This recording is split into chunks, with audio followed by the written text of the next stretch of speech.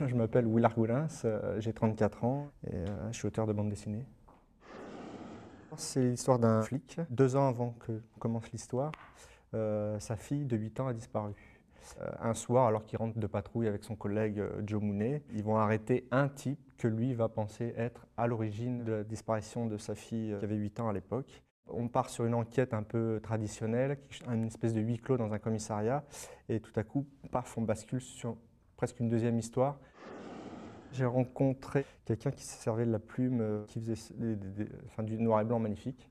Et ça m'a donné envie d'essayer moi aussi pour cette histoire-là de m'y mettre. Et finalement, ça m'a plu parce qu'en effet, j'arrive pas forcément à être précis.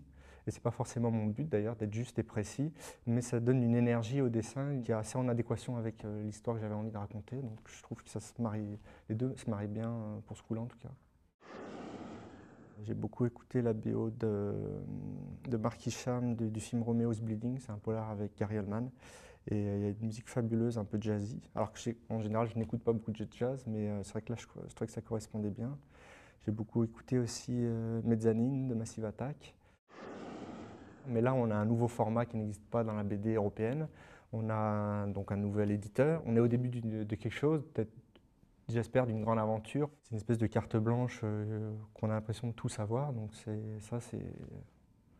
super.